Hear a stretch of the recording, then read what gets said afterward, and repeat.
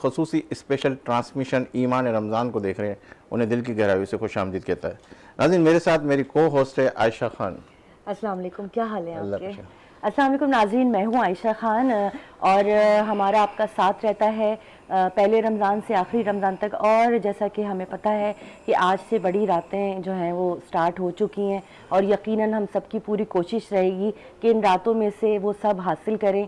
लैलतुल क़द्र की जो अहमियत है वो तो सब पर वाज़े ही है। और आज का हमारा टॉपिक है इंसानियत की खिदमत। तो मैं ये कहना चाहती हूँ कि हकूक़ुल अल्लाह के अलावा हुकूक़ुल इबाद के बारे में भी कुरान में बड़ी निशानियाँ दी गई हैं।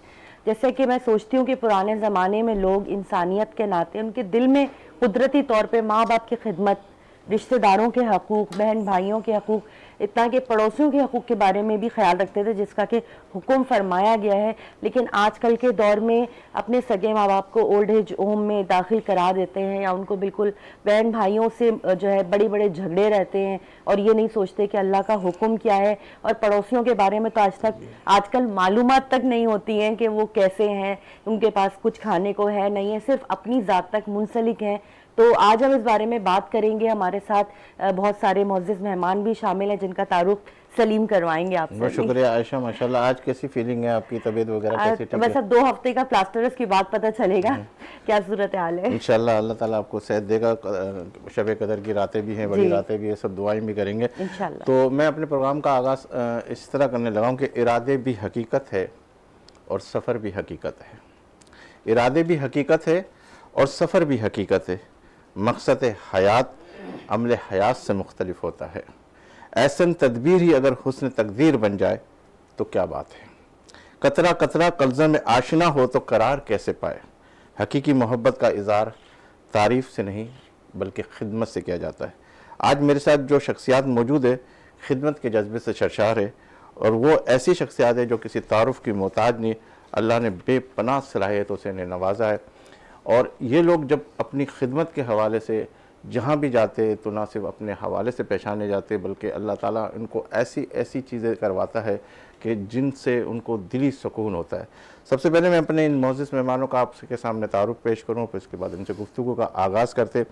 मेरे साथ तशरीफ़ फरमाएँ 1981, 1984, 1987 और 1992 में बेस्ट न्यूज़ कास्टर और बेस्ट एंकर पर्सन का पाकिस्तान टेलीविज़न से इन्हें अवार्ड से नवाजा गया है और best performance of pride of performance के हवाले से इन्हें गवर्नमेंट ऑफ पाकिस्तान ने एक बहुत बड़े अवार्ड से नवाजा है। और शाह अब्दुल लतीफ़ भिटाई इंटरनेशनल कॉन्फ्रेंस के ने इन्होंने अरेंज कराई है 2011 में, 2012 में और 2013 में।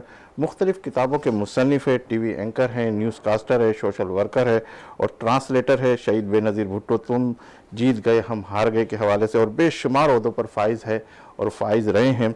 यूनाइटेड मेमन जमात के फाइनेंस सेक्रेटरी जनाब प्रोफेसर सलीम मेमन साहब, इन्हें आज के इस प्रोग्राम में खुशामदीद कहते हैं। अस्सलाम वालेकुम। प्रोफेसर साहब, आपसे गुफ्तगू करते हैं पहले मैं मेरे अपने दोस्त का भी इंट्रोडक्शन आपके सामने कराऊं। मेरे साथ तशरीफ़ फरमाए आल पाकिस्तान मेमन फेडरेशन के साबिक सेक्रेटरी जनरल जिन्हें अल्लाह ताला ने इस एवाज़ से नवाजा कि सबसे कम उम्र के अंदर ये सेक्रेटरी जनरल के ओहदे पर फाइज़ रहे। यूनाइटेड मेमन जमात के भी एक अहम मुद्दे के ऊपर फाइज़ है, मेरे ख्याल जनरल सेक्रेटरी है यूथ के हवाले से। तो माशाल्लाह फैसल खानानी साहब, इन्हें आज के इस प्रोग्राम में खुशामदीद कहते हैं। गुफ्तगू के अंदर हम वो तमाम बातें लेकर आएंगे। अस्सलाम वालेकुम। अस्सलाम वालेकुम। मेरे साथ हमारे सना खां हैं, महमूद अली खान, जिनसे हम खूबसूरत कुछ नातिया कलाम सुनेंगे और इसके बाद हम बताते हैं हमारी बेस्ट जो है हमारी शेफ़ रमशा जो इब्तिसाम जो हैं वो आज तशरीफ़ ला चुकी हैं और माशाल्लाह से बड़ी खूबसूरत दिख रही हैं। बड़ा खूबसूरत सा कलर पहना हुआ है और स्क्रीन पे आप यकीनन आप देख रहे होंगे बड़ी रौनक सी आ गई है। और उनकी छोटी सी शेफ़ भी हैं, मिनी शेफ़ रमशा की, वो भी आज मौजूद हैं। तो अस्सलाम वालेकुम। वालेकुम अस्सलाम। रमशा, आज कैसी हैं आप? अल्हम्दुलिल्लाह। आप बहुत प्यारी लग रही हैं। जज़ाकल्लाह। रमशा, आज आप क्या बनाएंगी? Chicken choc bar with jalapeno sauce.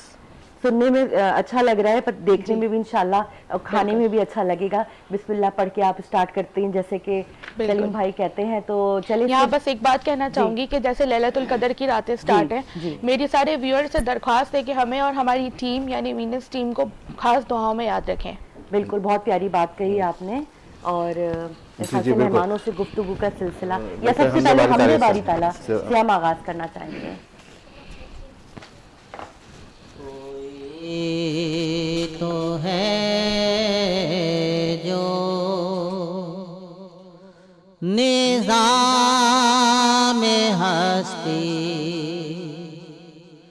चला रहा है, वही खुदा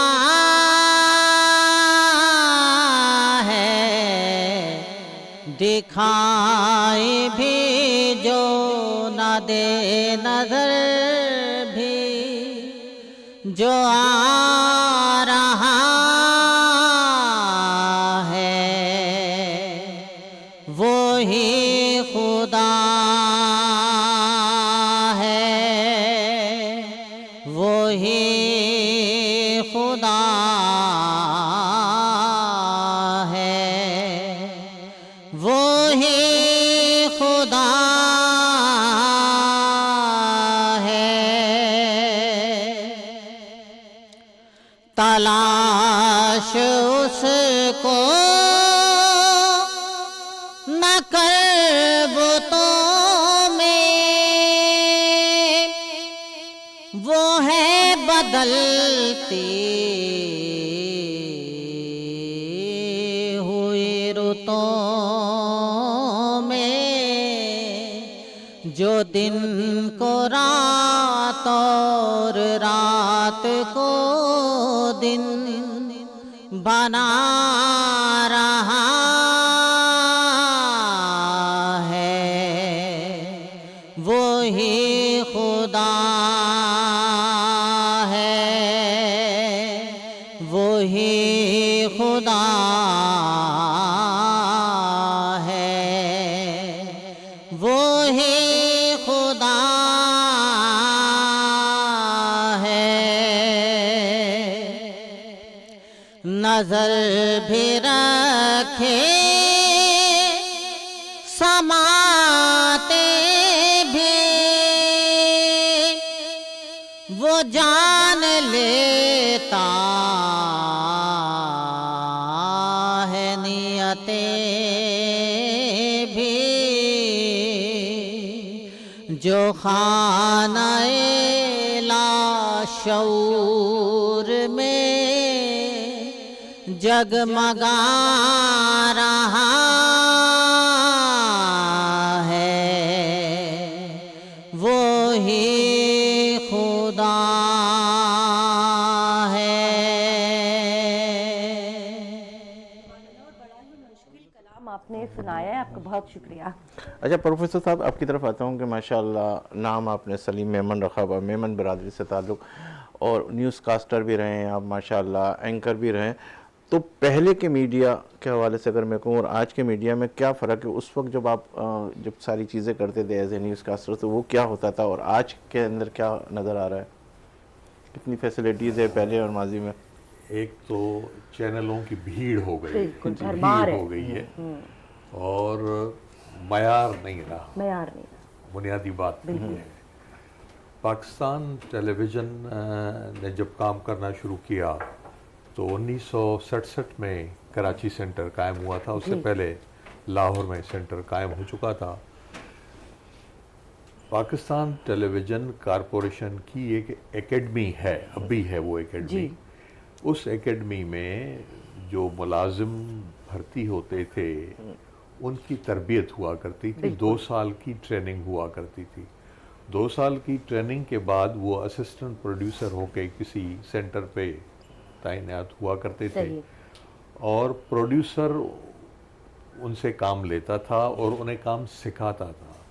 हमारा जो प्रोड्यूसर होता है, अब पाकिस्तान टेलीविज़न का भी वो हाल नहीं रहा, वरना एक ज़माने में तो आप जाएं तो वहाँ आपको बड़े बड़े आर्टिस्ट हर वक्त मौजूद वहाँ मिलते थे, तो उनकी तरबियत हुआ करती थी बाकायदा। अब न तरबियत होती है उनकी, न उन्हें फ़न आता है, और न वो फ़न के आदाब से वाकिफ़ हैं।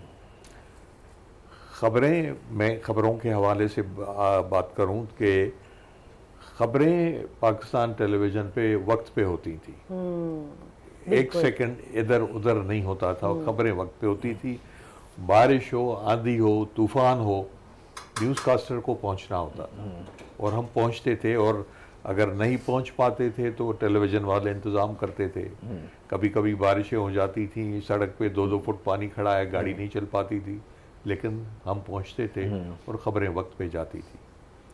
और नज़र रखी जाती थी तलफ़्फ़ुज़ पे और जुमलों की अदायगी पे, चाहे वो कोई प्रोग्राम हो, चाहे वो खबरें हो, चाहे ड्रामे हों।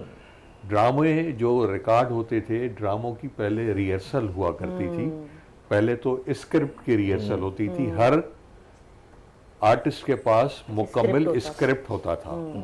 मुझे जो जुमला कहना है, मेरी जुमले की अदायगी के बाद फैसल साहब को जुमला कहना है, तो फैसल साहब को पता होता था कि इस जुमले के बाद उनका जुमला आएगा, उनका मकालमा आएगा, और फिर उनका तलफ़्फ़ुज़ देखा जाता था, उनकी अदायगी देखी जाती थी। जहाँ तलफ़्फ़ुज़ और अदायगी में कोई नुक्स होता था तो उसे बताया जाता था, समझाया जाता था।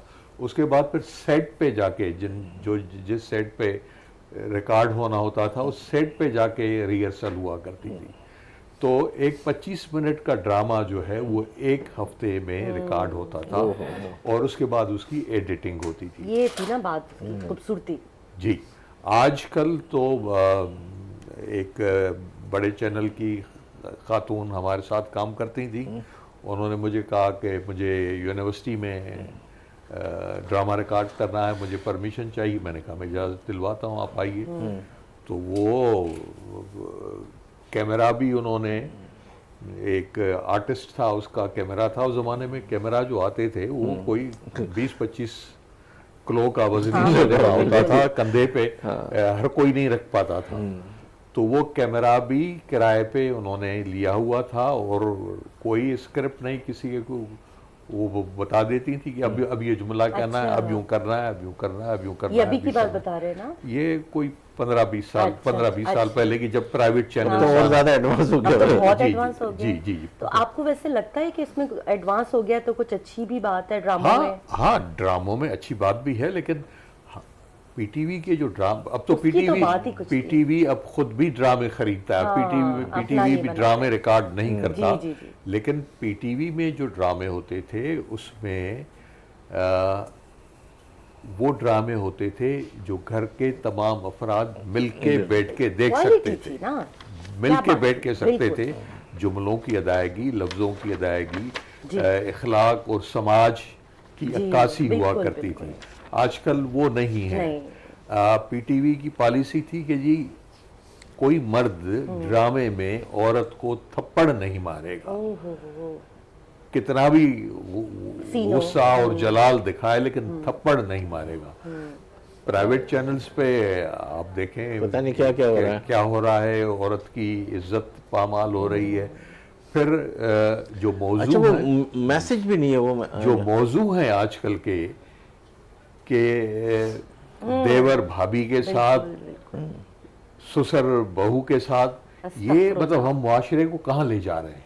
पीटीवी तो मुआशरे को और बेहतर बनाने के लिए, लोगों में समाजी कदरों को उजागर करने के लिए मौजूआत चुने जाते थे। अशफाक अहमद जैसा, रज़िया भट्ट जैसी ड्रामा निगार जो समाज की तरक्की चाहते थे, लोगों में इखलाकियात पैदा करते थे। आजकल मतलब मुझे तो मैं तो बहुत कम देखता हूँ टीवी, लेकिन बाज़ औक़ात जब देखता हूँ तो मुझे शर्मिंदगी होती है अगर मेरी बेटी या बहू साथ में बैठी हुई है, जो मकाल में की जो अदायगी होती है और जिस तरीके से हम अक्कासी कर रहे हैं, या सिंधी चैनलों पे ड्रामों में सिर्फ डाकुओं को दिखाया जा रहा है, दाड़ेल कल्चर सिर्फ दिखाया जा रहा है। तो सिंधी समाज में सिर्फ डाकू कल्चर तो नहीं है, डाकू भी हैं। सिंध के कई अजला ऐसे हैं कि जहाँ आप शाम को 5 बजे के बाद निकल नहीं सकते। आप अखबार पढ़ें तो आपको मालूम होगा कि जी बहुत ही लाकानूनियत है, लेकिन इतनी लाकानूनियत भी नहीं जितनी सिंधी ड्रामा दिखाई जाती है। तो हम अक्कास हैं, अक्कासी कर रहे हैं अपने समाज की। जहाँ हम अपने समाज की अक्कासी करते हुए सिर्फ वो चीज़ें दिखाएं जो बदी के ज़िमरे में आए, नेकी के ज़िमरे में ना आए, तो हम समाज को और माशरे को बदी की तरफ बिल्कुल, खींच रहे हैं, और बदी की तरफ खींचने में देर नहीं लगती। और फिर सब वो ना नेक- आसान लगता है लोगों को कि ये तो आम बात है हाँ गुनाह। बिल्कुल बिल्कुल, लेकिन नेकी के लिए, नेक काम करने के लिए, अच्छाई करने के लिए आपको अच्छा बनना पड़ता बिल्कुल, ये है। तो जब तक आप खुद अच्छे नहीं बनेंगे तब तक आप किसी को ठीक, अच्छा आप नहीं बना सकते। नेक काम से भी मुंसलिक हो गए, लेकिन मैं चाहूँगा फैसल भाई से बात से पहले कि वो जो अवार्ड्स आपको मिले माशाल्लाह पीटीवी के प्लेटफॉर्म से एज ए एंकर पर्सन के हवाले से, न्यूज़ कास्टर के हवाले से, तो वो क्या खुशी थी, वो क्या फीलिंग थी, और उसको देख के अभी भी खुशी होती है कि हाँ, यकीनन खुशी तो होती है कि आपको उस एजाज़ से नवाजा जा रहा है जिसके लिए आपने मेहनत की है, जिसके लिए आपने लगन के साथ काम किया है। और मैं समझता हूँ, मैं पाकिस्तान क्या दुनिया भर में वाहिद न्यूज़ कास्टर हूँ जिसने 37 बरस तक मुसलसल खबरें पढ़ी। माशाल्लाह, माशाल्लाह। 37 जबरदस्त। बरस। मैंने 1973 में खबरें पढ़ना शुरू की और 2010 तक में मुसलसल खबरें पढ़ता रहा। 37 बरस तक मैंने खबरें पढ़ी हैं, और मुझे पाकिस्तान में तो कोई ऐसा नज़र नहीं आता जिसने 37 बरस तक ये मुसलसल बहुत खबरें बहुत बड़े एजाज़ की बात है जी। हमारे पाकिस्तान के लिए भी। किया। आप और उसी पे मुझे प्राइड ऑफ परफॉर्मेंस मिला था जबरदस्त। 2010 में। अच्छा, कोई ऐसा वाकया जो आपके साथ पेश आया हो, या किसी आर्टिस्ट के हवाले से, या किसी जिसको आप बड़ी फीलिंग महसूस कर रहे हो, खुशी महसूस कर रहे हो कि यार मेरे से इस तरह का कोई ऐसा वाकया जो अभी आपको याद दिलाता हो आपकी मेमोरी को? वाकयात तो कई होते थे, कई वाकयात होते थे। मैं अक्सर देर से पहुंचता था। मैं यूनिवर्सिटी में पढ़ाता था, मैं समझता था कि करीब है, यूनिवर्सिटी से टीवी स्टेशन पहुंच जाऊंगा। बाज़ औक़ात मुझे देर हो जाती थी। तो अब तो टेक्नोलॉजी बहुत तरक्की कर गई है।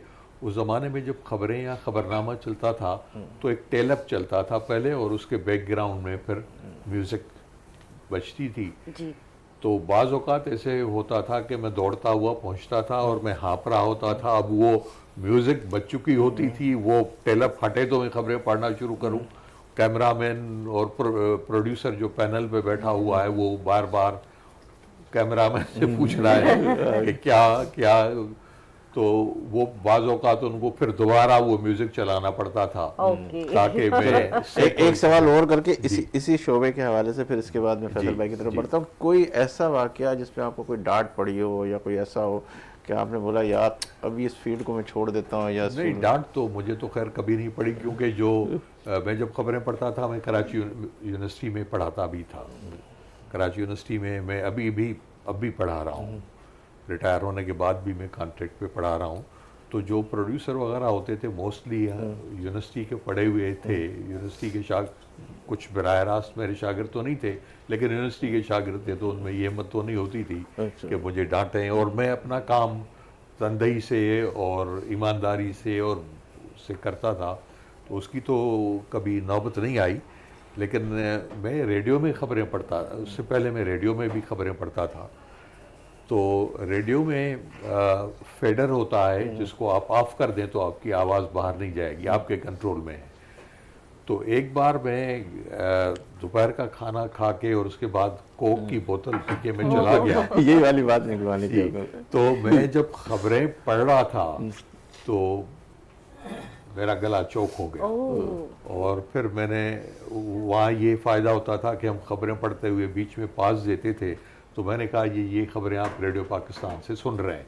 मैंने पास दिया, फेडर ऑफ किया और मैं स्टूडियो से बाहर निकला। हमारा ड्यूटी ऑफिसर पीटीवी में भी और प्राइवेट चैनल्स में तो मैंने नहीं देखा, लेकिन पीटीवी में और रेडियो पाकिस्तान पे एक ड्यूटी ऑफिसर बैठा रहता था जो सेकंड टू सेकंड जो कुछ नशर हो रहा है उसको रिकॉर्ड करता रहता था। तो मैं गया, वहाँ एक जग पड़ा रहता था और आने वाले जाने वाले आर्टिस्ट अक्सर वही जग से पानी पीते थे। मैं गया और मैंने गिलास उठाया और पानी पी रहा था। तो ड्यूटी ऑफिसर ने मुझे देखा, कहा कि आज आपकी खबरें नहीं। मैंने खबरें कहना, तो फिर आप यहाँ वो तो उछल पड़ा कि ये यहाँ कहाँ से आ गया इसकी खबरें हैं। मैं दौड़ता हुआ नहीं गया, मैं इत्मीनान और सुकून से गया और फिर मैंने बकिया खबरें वहाँ पढ़ना। क्या बात है, ठीक है। फैसल साहब आपकी तरफ आता हूँ कि माशाअल्लाह सबसे कम उम्र के अंदर आपको ऑल पाकिस्तान मेमन फेडरेशन के सेक्रेटरी जनरल का ओहदे के ऊपर आप फाइज रहे। पहले मैं यूनाइटेड मेमन जमात के हवाले से आपसे सवाल कर लूँ, फिर वो ऑल पाकिस्तान मेमन फेडरेशन की तरफ आता हूँ, फिर आपकी तरफ भी आता हूँ। तो यूनाइटेड मेमन जमात यूथ के हवाले से आपने, मेरा ख्याल है कि अभी कुछ अरसे पहले यूनाइटेड मेमन जमात को ज्वाइन किया फैसल साहब आपने, तो बहुत कम अरसे के अंदर यूथ को आप कैसे देख रहे हैं, उसको क्या लेके जा रहे हैं, यूनाइटेड मेमन जमात क्या करने वाली है यूथ के हवाले से? देखिए, सबसे पहली बात तो ये कि यूनाइटेड मेमन जमात का जो बुनियाद रखी गई थी वो इस बुनियाद पे रखी गई थी कि देखा जाए तो मेमन बरादरी की दो शाखें हैं। जो अमूमन हमारी यूथ है या जो हमारे नए लोग हैं वो सिर्फ मेमन बरादरी को जो है वो जो इंडिया से माइग्रेट करके आए हैं समझे, और वो जो है पाकिस्तान में आबाद हुए उसी को जो है वो समझते हैं कि ये मेमन बरादरी है। तो ऐसा नहीं है। मेमन बरादरी की दो शाखें हैं। एक वो शाख है जिन्होंने जो है यहाँ से सिंध से माइग्रेट नहीं किया था और वो सिंध में ही रहे थे, और वो जो है आज भी जो है आपको जो ब्यूरोक्रेसी में ज़्यादातर लोग जो आपको नज़र आएंगे जो अपने नाम के साथ जो है मेमन लिखते हैं, तो वो सिंधी मेमन बरादरी वही है जिन्होंने उस वक्त हिंदुस्तान में इस खित्ते से जो है माइग्रेट करके वो गुजरात की तरफ नहीं गए थे। और जो लोग जो है यहाँ से सिंध से माइग्रेट करके गुजरात की तरफ गए थे, तो वो जो लोग गुजरात की तरफ गए थे और वो जब पाकिस्तान बना और गुजरात से वापस जो है सिंध में आए, तो वो माइग्रेटेड या जिनको आप हुर्फ आम में जो है महाजिर कहते हैं, ठीक है ना, वो वाली अपना जो है मेमन बरादरी है। तो सबसे पहले तो इस कॉन्सेप्ट को क्लियर करना यूथ के लिए कि मेमन बरादरी जो है, ठीक है ना, वो सिर्फ काठियावाड़ी मेमन का नाम नहीं है, गुजराती मेमन का नाम नहीं है। सिंधी मेमन बरादरी जिन्होंने यहाँ से माइग्रेट नहीं किया है वो भी जो है मेमन बरादरी है। तो पहले तो जो है यूथ की वो जहन साजी करना कि मेमन बरादरी एक है, दो हिस्सों में तकसीम है, ठीक है ना, और जहाँ जहाँ जो है अगर अपना जो ना हम बढ़ जाएंगे तो लाजमी तौर पे हर चीज़ बटी बटी नज़र आएगी। हमारी ताकत भी बटी हुई नज़र आएगी, हमारी हिम्मत भी बटी हुई नज़र आएगी, और हमारे हाथ में अगर देखा जाए तो सिंधी मेमन ने जब माइग्रेट नहीं किया और वो यहीं रहे, तो आज वो जो है सिंध की ब्यूरोक्रेसी में, पाकिस्तान की ब्यूरोक्रेसी में कलीदी किरदार पे। आप देख लें इस वक्त आईजी सिंध जो है गुलाम नबी मेमन जो है वो यूनाइटेड मेमन जमात की एक शाख है, नंदो, ठीक है ना, उस जमात के सदन है। ऐसा ही सलीम साहब, ठीक है ना, समझे, वो वहाँ के प्रेसिडेंट है और जो है सिंध के जो है आईजी हैं। इसी तरीके से अपना जो है ना रिजवान मेमन साहब जो है वो रहे हैं अपना चीफ सेक्रेटरी सिंध रहे हैं, वो मेमन है। तो अगर इसमें जज हजरात भी ऐसा ही, और अगर अपना जो है मेमन बरादरी जो गुजरात से जो है वो माइग्रेट करके जो है जो लोग पाकिस्तान वापस आए थे या इस खित्ते में वापस आए थे, तो उनकी जो है स्पेशलिटी थी ये थी कि उन्होंने गुजरात के अंदर बिजनेस सीखा था, ठीक है। गुजरात से बिजनेस सीख के आए थे, तो उनके पास जो है स्किल्स थी, बिजनेस की स्किल्स थी, और अपना जो है ना यहाँ का जो लोकल से जो है मेमन था उसकी जो है स्किल्स ये थी कि वो पढ़ा लिखा था और ब्यूरोक्रेसी में था। तो अगर बिजनेस और ब्यूरोक्रेसी, अगर बिजनेसमैन और ब्यूरोक्रेसी मिल जाए तो वो जो है रूल कर सकते हैं, वो जो है अपनी बरादरी को जो है ज़्यादा जो है अच्छी तरीके से कैसे अपलिफ्ट कर सकते हैं। तो हमारे अपना जो है ना विज़न या जिन लोगों ने उस वक्त जो है यूनाइटेड मेमन जमात जो है बनाई थी, सेठ अहमद दाऊद और अपना प्रोफेसर जस्टिस अब्दुल हफीज मेमन ने, वही अपना जो है ना इनका मेन अपना जो है ना मैंने देखा था फैसल भाई कि ये माशाल्लाह जिस तरीके से मेरी भी थोड़ी सी वाबस्तगी है मेमन बरादरी से और बहुत पुराना उसके अंदर, ये लोग काम के लिए निकलते थे सिंध, मीरपुखार, लाड़खाना, ये वो, अब वो थोड़ी सी प्रैक्टिस कम हो गई। नहीं, ऐसा नहीं है। एक्चुअल ये है कि यूनाइटेड मेमन जमात पिछले तकरीबन 40-45 साल से काम तो कर रही है, मगर उसका वो एक्सपोजर जो है वो नहीं है। हम यूनाइटेड मेमन जमात में जो है काम बड़ा करते हैं, मगर काम में वो दिखावा या लोगों को दिखाने की सिचुएशन जो है ना वो हमने जो है रविश रखी नहीं हुई है। हम खामोशी से अपना काम करते हैं, चाहे अंदरून सिंध करें या कराची के अंदर करें। अब बहरहाल हमने ये फैसला किया है कि हम थोड़ा सा इसको जो है लेमलाइट में लेके आएंगे, ठीक है ना, ताकि अभी आप ही के जुमलों के अंदर ये कि यूथ के हवाले से हम उसको किस तरीके से समझाएंगे, किस तरीके से, तो ये वाला यही- बहुत ज़रूरी है इस हम- वक्त, क्योंकि ताकि लोगों को पता हम इस चलेगा। वक्त जो है इसी प्रोजेक्ट पे काम कर रहे हैं और हमारी कोशिश है कि हम नवंबर दिसंबर के अंदर जो है मेमन यूथ कॉन्फ्रेंस करने जा रहे हैं। अच्छा। ठीक है ना, जिसके अंदर हम तमाम जो है कराची की यूथ, पाकिस्तान की यूथ को जो है एक प्लेटफॉर्म पे जमा करेंगे। सबसे पहले तो उनसे ये बात की जाएगी कि मेमन बरादरी है क्या, और फिर वहाँ जो है हम अपना सेक्टर वाइज, यूनिट वाइज और शहर वाइज जो है अलग अलग हमारे अपना जो है ना जोन्स बनाएंगे, ताकि जो है जो हमारी जोन वाइज जो अपना यूथ होगी वो वहाँ जो है वो काम करेगी। कुछ अगर जोन के अंदर कोई काम करेगा, अपने शहर में काम करेगा, अपने इलाके में काम करेगा, तो उसको ज़्यादा बेहतर तौर पे पता होगा कि अपना जो है ना वहाँ के मसाइल क्या है। जैसे कि अगर आप असेंबली ले लें, प्रोविजनल असेंबली होती है या अपना जो है ना कौमी असेंबली होती है, मगर ग्रास रूट लेवल का काम जो है बल्दियाती नुमाइंदे करते हैं। तो हमारा भी यही कॉन्सेप्ट है कि हम जो है इलाका वाइज जो है यूथ की ऑर्गेनाइजेशन को बनाकर, वहाँ के अपना औहदेदार बनाकर उनसे वो काम लेंगे कि उनके वहाँ के मसाइल कहाँ हैं। हम बजाय जो है अपना हर जगह जाकर खुद अपना काम करने से बेहतर है, ठीक है ना, कि हम जोन्स को जो है ये एम्पावर करेंगे, ठीक है ना, और उनको बजटिंग करेंगे, उनको अपना जो है ना फाइनेंस करेंगे कि वो अपने इलाके में जो है ना बेहतर तौर पे जो है रिजल्ट दे सके। एक और सवाल ले लेता हूँ यूनाइटेड मेमन जमात की तरफ, फिर मैं रमशा की तरफ जाते जाना हैं। चाह रही थी बिल्कुल कि पूछा ही नहीं हमने अभी तक, काफी बातों में इतने महव हो गए हम लोग कि आपने क्या किया अभी तक। इसमें मैंने बोनलेस चिकन ली थी और बॉइल्ड आलू यूज़ किए हैं। चिकन को सबसे पहले मैंने टेंडर किया है जिंजर गार्लिक पेस्ट, सॉल्ट और ब्लैक पेपर और वाइट पेपर। इन 3 स्पाइसेस के साथ आपने चिकन को बॉईल कर देना है। साथ में आपने बॉइल्ड आलू लेने हैं। उसमें मैंने कुछ स्पाइसेस ऐड किए थे, हल्दी, soya sauce, chilli sauce optional है, क्योंकि मुझे अच्छा लगता है तो मैं हर चीज़ में थोड़ा ऐड कर लेती हूँ। चिकन पाउडर, कुटी हुई लाल मिर्च, गरम मसाला पाउडर और white paper, black pepper, salt और थोड़ा सा जिंजर गार्लिक पेस्ट।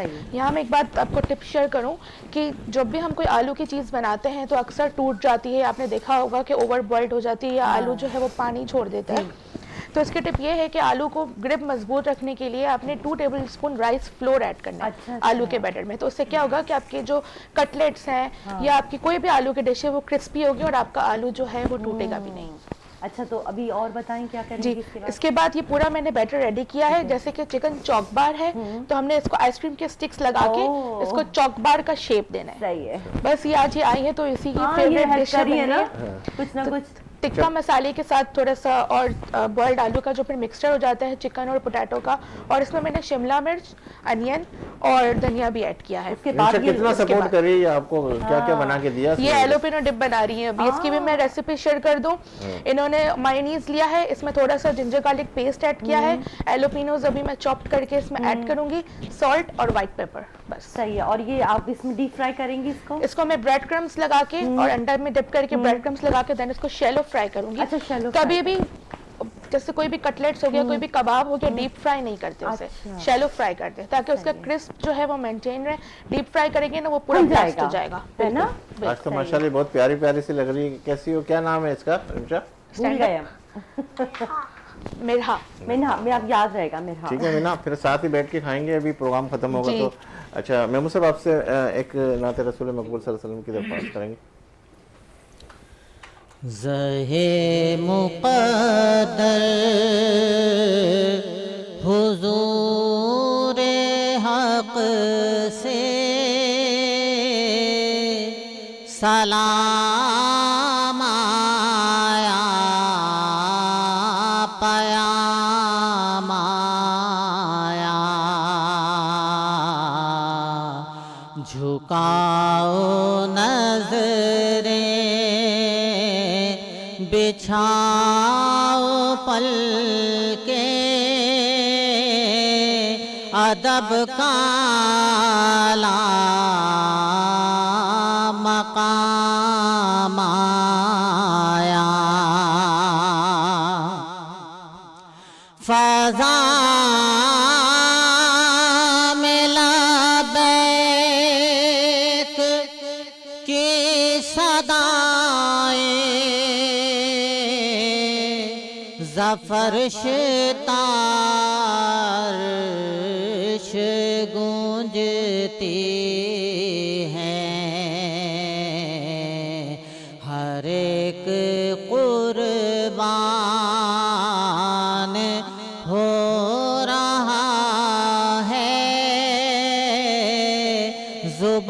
पे ये किस का नाम आया।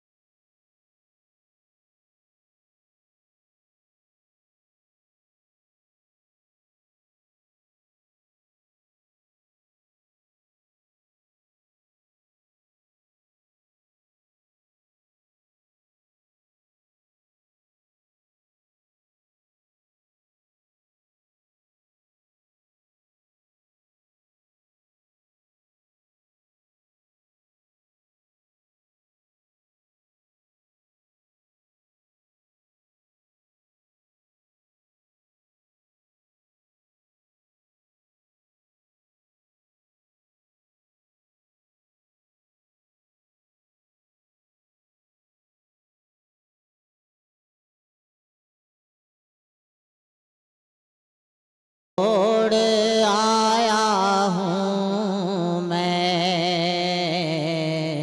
बुलावे के मुंतज़िर है, लेकिन न सुबह आया न शाम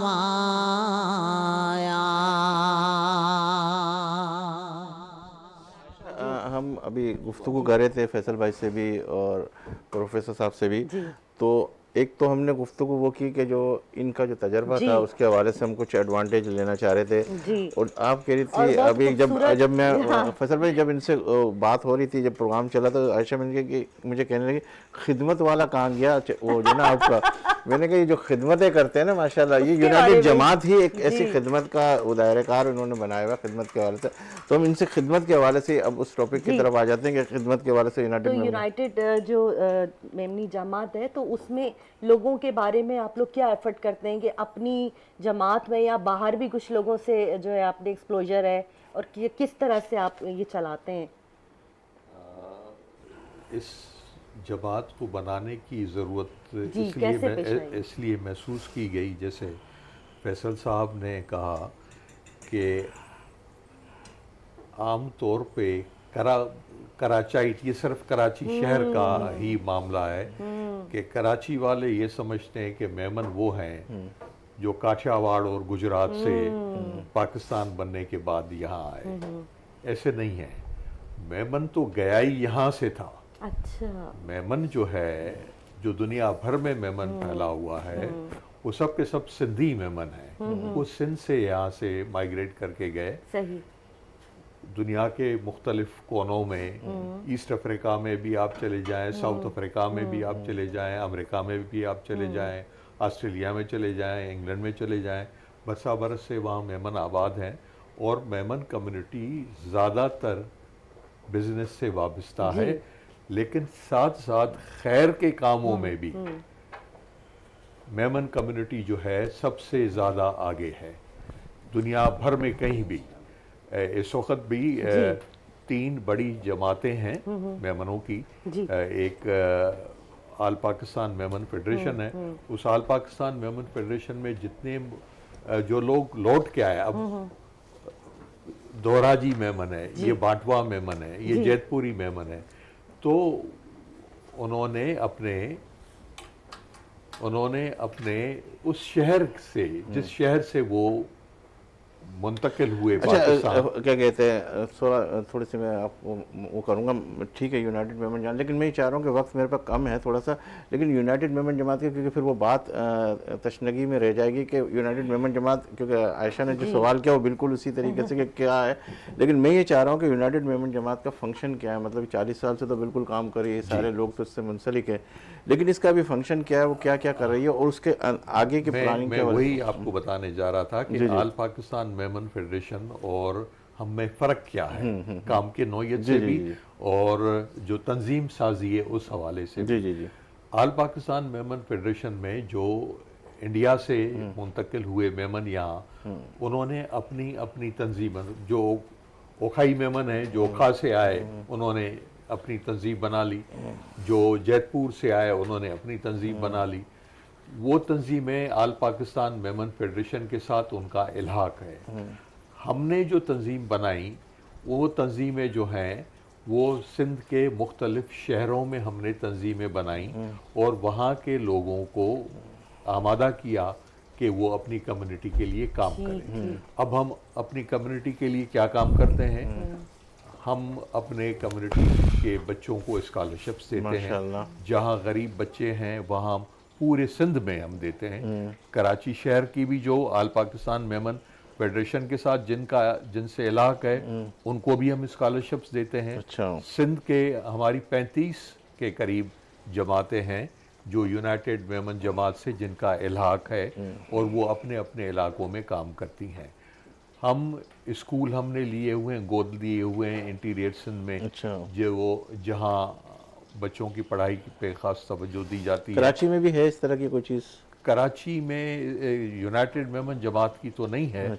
लेकिन बाकी जो आल पाकिस्तान मेमन फेडरेशन के साथ जो तंजीमें इलाक़ शुदा हैं, हालारियों का बहुत बड़ा स्कूल है, उखाइयों के स्कूल हैं, अस्पतालें हैं, दरसगाहें हैं, तो इसी तरीके से यूनाइटेड मेमन जमात ने 2 शहरों पे, एक टंडोल अलहयार का शहर है जहाँ के बहुत ज़्यादा स्कूल हैं, उनको उन्होंने गोद लिया हुआ है। माशाअल्लाह। और हमारे एक मेमन भाई ने वहाँ ज़मीन दी उन स्कूलों को बनने के लिए।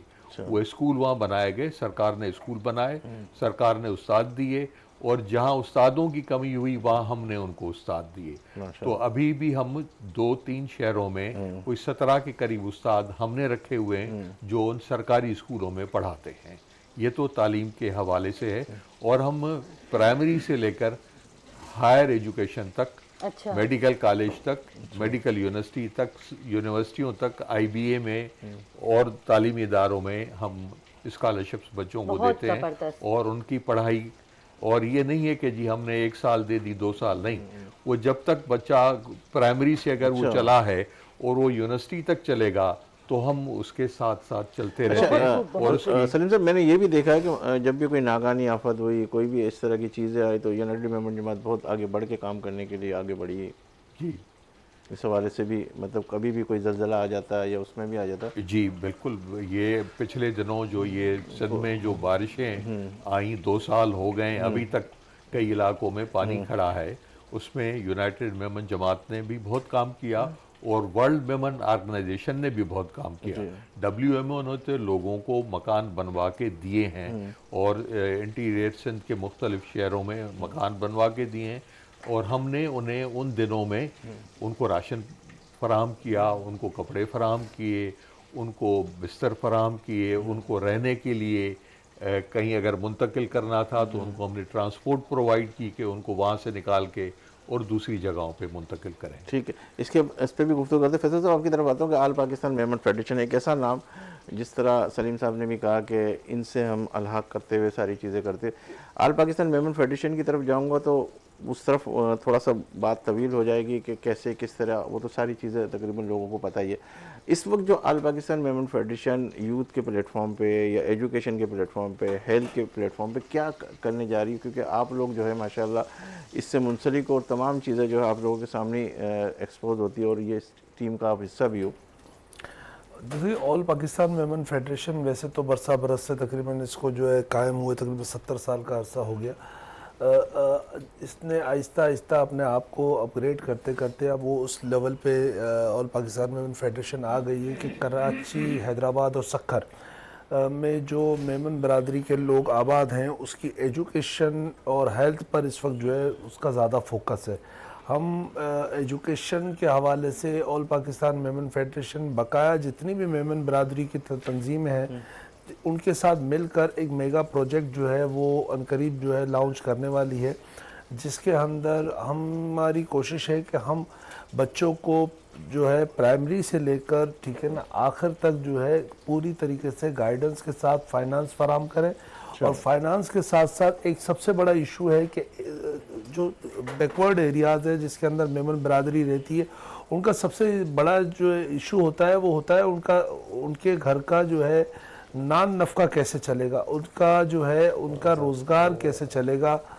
तो हमारी हम जो है अब ऑल पाकिस्तान मेमन फेडरेशन जो है वो उस पर काम कर रही है कि जो मेमन बरादरी के बच्चे जो मैट्रिक के बाद या इंटर के बाद जो है वो पढ़ाई छोड़ देते थे और जी बिल्कुल वो वहाँ से जो उसका पिक्चर थी वो पिक्चर से आउट हो जाते थे सिर्फ इसलिए कि उनके घर के अखराजात जो है वो इस पोजीशन में ये नहीं होते थे कि वो जो है मज़ीद पढ़ाई को जारी रख सके। क्योंकि एक बाप जो बेचारा जो है पिछले 20 साल से 25 साल से कमाता हुआ आ रहा है, वो ये चाहता है कि अब वो थक गया है तो उसकी जो है घर के अखराजात जो है वो उसका बेटा जो है जो अगर मैट्रिक उसने कर लिया है तो वो थोड़ा सा उसको शेयर करे ताकि घर के अखराजात वो उठा सके। ऑल पाकिस्तान मेमन फेडरेशन अब ये करने जा रही है कि वो बच्चे जो इस वजह से पढ़ाई छोड़ के चले जाते थे उनको जो है इस तरीके से अपना जो है ना लेके चले कि उनके घर के अखराजात भी ऑल पाकिस्तान मेमन फेडरेशन, जैसे एक बच्चा है उसने अपना मैट्रिक कर लिया, वो कहीं जॉब पे जाता है, उसको 20,000 रुपये मिलते हैं, तो वो माहाना जो 20,000 रुपये है वो भी ऑल पाकिस्तान मेमन फेडरेशन उनको प्रोवाइड करे। उनकी आने जाने का खर्चा यानी ट्रांसपोर्टेशन भी वो दे, उनका जेब खर्चा भी वो दे, और फिर जो है उनकी एजुकेशन की आगे की जो फीस है जी, ठीक है ना, वो भी जो है ऑल पाकिस्तान मेमन फेडरेशन जो है बेयर करे। तो ये तकरीबन के हवाले से भी बहुत बड़ा काम हो रहा है। तकरीबन जो है एक जो है स्टूडेंट जिस पे अगर हम अपना जो है इस तरीके से काम करेंगे तो तकरीबन 60 से 65 हज़ार रुपये सिर्फ एक बच्चे पर ये जो है ये खर्चा होगा। तो इसके लिए ह्यूज अपना जो है ना एक अमाउंट चाहिए होगी। तो लाजमी तौर पे जो मेमन बरादरी कितने बच्चे फैसल भाई इस वक्त तकरीबन इस एजुकेशन की फील्ड में, हायर एजुकेशन के इस हवाले से तो जो है ना ऑल पाकिस्तान मेमन फेडरेशन ने अपना प्रोजेक्ट जो है अब जो है लॉन्च करेगी वो, ठीक है ना, उसके पेपर वर्किंग, उसका जो है जो पायलट प्रोजेक्ट है वो सारी चीज़ें जो है ना वो सारी चीज़ें तैयार हो गई है। अब वो लॉन्चिंग पोजीशन में इंशाल्लाह जैसे ही लॉन्चिंग होगी तो पता चलेगा कि अच्छा इस पे सेंसस के हवाले से भी थोड़ा काम हो रहा है, हेल्थ के हवाले से भी कोई काम मैं यही कह रहा था। देखिए किसी भी बरादरी का या किसी मुल्क का या किसी भी ऑर्गेनाइजेशन के लिए सेंसस जो है ना वो सबसे पहला अपना जो है ना उसका ज़रूरत होती है कि हमें पता हो, ठीक है ना, कि हमारे अंदर जो है लोग कितने हैं, ठीक है ना, हमारे यहाँ लेडीज़ कितनी हैं, हमारे यहाँ बच्चे कितने हैं, हमारे यहाँ जेंट्स कितने हैं, किसकी कितनी आमदनी है, जो है अपर क्लास का तबका कितना है, मिडिल क्लास का तबका कितना है, लोअर मिडिल क्लास का तबका कितना है, किसको किस चीज़ की ज़रूरत है। तो ये सेंसस के हवाले से भी ऑल पाकिस्तान मेमन फेडरेशन ने देखा जाए तो ये एक लॉन्ग प्रोजेक्ट है, ठीक है ना, उस पर काम शुरू कर दिया है और हमारे जो है मुखैर हजरात है वो उन्होंने जो है इसका बीड़ा अपने सर उठाया है कि वो अपना इसको फाइनेंस करेंगे और इसके लिए एक बहुत अच्छी खासी रकम की ज़रूरत है जो उन्होंने हमें प्लेज करके दी है कि ये रकम हम आपको प्रोवाइड करेंगे। अच्छा, अभी कुछ दिनों सॉरी जी पूरी बात करें। और जैसे कि हेल्थ का आपने ये बताया, हमने तकाफुल बाज़ार के साथ मिलकर पूरी मेमन बरादरी के लिए इस वक्त जो है हेल्थ कार्ड जो है वो इंट्रोड्यूस किया है और इस वक्त तकरीबन हमारे पास अराउंड 5 से 5.5 हज़ार जो है हेल्थ कार्ड हम तकसीम कर चुके हैं। अच्छा आयशा, आप ये कह रही थी कि ये मेमन बरादरी है क्या ये सारे मेमन उसके साथ मुंसलिक हो जाते हैं। तो ये मैं बताऊं कि ये आल पाकिस्तान मेमन फेडरेशन, ये फैसल भाई इसका भी बता दो कि सारी जमातें उनसे मुंसलिक होती हैं। ऑल पाकिस्तान मेमन फेडरेशन जो है, देखिए पाकिस्तान में तकरीबन अप्रोक्स जो है सिंधी मेमन और काठियावाड़ी मेमन को मिला के 20 से 25 लाख मेमन है, ठीक है ना। इसमें काठियावाड़ी मेमन जो है वो तकरीबन जो है 60% जो है काठियावाड़ी मेमन है, 40% जो है सिंधी मेमन भाई हैं। तो काठियावाड़ी मेमन बिरादरी जो है, जैसे सलीम साहब ने बताया कि काठियावाड़ी मेमन बिरादरी जो है, जिन्होंने जब पाकिस्तान जब बना था और आए थे तो उन्होंने अपनी तंजीम साजी कर ली थी। वो अलग अलग जिस इलाकों से माइग्रेट करके आए थे उस नाम से इन्होंने यह जमातें जो है कायम कर ली थी। कराची, हैदराबाद, सक्कर ये इनका पॉकेट एरिया था। तो हर जगह पे इन्होंने अपनी बिरादरी के नाम से जो है, जैसे कि जैतपुर हो गया, ओखाई हो गया, कुतियाना हो गया, बाटवा हो गया, तो इस हवाले से इन्होंने अपनी जो है जमातें बना ली थी। ये अप्रोक्स तकरीबन जो है पूरे पाकिस्तान में 54 जमातें ऐसी हैं जो तकरीबन 12 लाख से 13 लाख काठियावाड़ी मेमन को जो है ना रिप्रेजेंट तो करती ये सारे के सारे क्या मेमन फेडरेशन से क्या कहते हैं मेंबर है इसके? ये क्या इल्हाक है, वो इल्हाक तो है, लेकिन इसके ये एक और भी बात बता दूं क्योंकि मैं खुद भी इनसे मुंसलिक, इनके सदर और सेक्रेटरी जो है वो ऑल पाकिस्तान मेमन फेडरेशन के उसके अंदर आते हैं कि ऑल पाकिस्तान मेमन फेडरेशन का जो इलेक्टोरल कॉलेज है, ठीक है ना, ये 12 या 13 लाख जो आदमी हैं वो सबसे पहले जो है अपनी जो ये 54 जमातें हैं उनके ओहदेदार जो है वो अपना इलेक्ट करते हैं। फिर वो ओहदेदार जो है वो ऑल पाकिस्तान मेमन फेडरेशन के 7 ओहदेदार इलेक्ट करते हैं, ठीक है ना। तो ये इसका जो है ना ये प्रोसेस है कि 54 जमातों के ओहदेदार 13 लाख लोग इलेक्ट करते हैं। फिर ये जो है ये लोग जो इलेक्ट होके आते हैं वो ऑल पाकिस्तान मेमन फेडरेशन के 17 ओहदेदार जो है इलेक्ट करते हैं। अच्छा सर, आपके तरफ आता हूँ कि मेगा प्रोजेक्ट यूनाइटेड मेमन जमात का इस वक्त क्या आने वाला है? अभी जो चला रहे हैं ना, हमारे कई प्रोजेक्ट हैं, जैसे मैंने कहा कि एजुकेशन का प्रोजेक्ट है, लेकिन इस वक्त रोज़गार का प्रोजेक्ट चल रहा है हमारा। और हमारे एक डोनर ने हमें बहुत ज़्यादा रकम दी हुई है जिससे हम मोटर रिक्शा, मोटरसाइकिल्स, दुकान किसी को बनानी है, किसी की दुकान चल रही है लेकिन उसमें सरमाए की ज़रूरत है, उसको हम सरमाया देते हैं। किसी को बाइका के लिए मोटरसाइकिल चाहिए, उसको मोटरसाइकिल देते हैं, किसी को रिक्शा देते हैं, किसी को दुकान बनवा के देते हैं। तो हम इस सोच के हैं कि बजाय किसी को 5,000 10,000, ये जो बेनज़ीर इनकम सपोर्ट प्रोग्राम आप देखें, आप हालत देखें जब उन तकसीम होते हैं पैसे, किस तरीके से ख़वातीन के साथ बदसलूकी होती है और किस तरीके से वो बेचारी उन पैसों के लिए जाती हैं। तो पहले हम भी ये करते थे, हम भी देते थे लोगों को कि जी गरीब है जी, इसको 10,000 रुपये महीने दे दें, इसको 5,000 रुपये दे दें। अब हम कहते हैं कि नहीं, हम 2 लाख रुपए भी देंगे, 5 लाख रुपए भी देंगे, लेकिन उनको उनके पैरों पे खड़ा करेंगे। क्या बात है, कि जी वो अपनी फैमिली का बोझ खुद उठा सके, बजाय हमें हमारी तरफ देखता रहे। क्या बात। तो हम 4.5 लाख रुपए का आजकल रक्षा आता है। अभी हमने कल 5 रक्षे तकसीम किए हैं, अगले हफ्ते फिर और 5 रक्षे हम देंगे। 10 मोटरसाइकिलें दे रहे हैं जिनको आल पाकिस्तान मेमन फेडरेशन के ताउन से उनको बाइका में मुलाजमत भी मिल रही है। बहुत शुक्रिया। तो हमारी पॉलिसी ये है कि रोज़गार वाली जो पॉलिसी है कि बंदे को उसके पैरों पे खड़ा करें ताकि वो अपने घर का खर्चा, अपने घर के आमदनी के लिए एक मुस्तनद तरीके से आगे बढ़े। रिमशा, आप कहाँ पहुँच गई है? बता जल्दी रही से थी कि नाजरीन को बताऊं कि बहुत ही अच्छी खुशबू आ रही है। उसके साथ में ये कहूँगी कि रिमशा ने आज बड़ी झटपट सी एक रेसिपी बनाई है जो बच्चों की फेवरेट होगी और लंच बॉक्स में बहुत मजा आने वाला है उन्हें।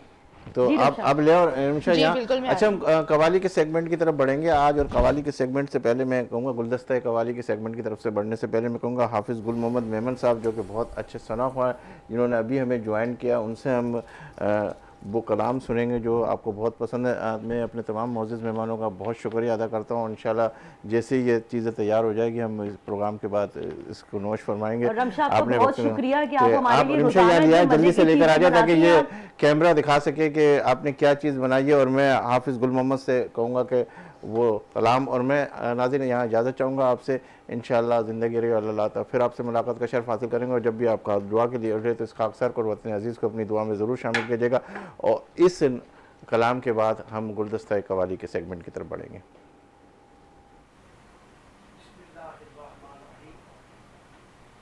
आज क्योंकि 21 रमज़ान मुबारक है तो हज़रत मौला कायनात की शहादत का दिन है। के नसीब देखिए मौला अली कहे, आंखें जब खुली सामने चेहरा नबी कहे, एक नाम 4 यारों में मुश्किल खुशा कहे, एक नाम पंजतन पाक में शेर खुदा कहे। जो शख्स महफिल हैदर में आ नहीं सकता, अली के नाम का नारा लगा नहीं सकता। अली के बच्चे अगर इजाजत नहीं देंगे तो किसी का बाप भी जन्नत में जा नहीं सकता। यही कलाम है सर अली के। अली का इश्क मुकद्दर सवार देता है, अली का इश्क मुकद्दर सवार देता है, अली का बुग़्ज़ चेहरे को बिगाड़ देता है। अली के जिक्र को अदना ना समझे मुनकर, अली वो है जो एक हाथ से खैबर उखाड़ देता है। अली वो है जो एक हाथ से खैबर उखाड़ देता है। एले नजर की आंख का तारा अली जली, एले वफा के दिल का सहारा अली जली। नादानो फर्क तुझ में और मुझ में इतना है मोहसिन, फर्क तुझ में और मुझ में इतना है मोहसिन, तेरा कुछ कुछ अली मेरा सब कुछ अली। आखिरी शेर। खामोश है तो दीन की पहचान अली है, अगर बोले तो लगता है कुरान अली है। कुरान तो देता है हमें दावत ईमान, ईमान कहता है मेरी जान अली है। इस बाग नबूवत की कली फातिमतुज़ ज़हरा, इस बाग नबूवत की कली फातिमतुज़ ज़हरा, हसनैन के 2 फूल गुलदान अली है। ये उम्मत सरकार की मिट्टी है, न मिटेगी, इसका आखिरी निगहबान अली है। वो मौका हिजरत हो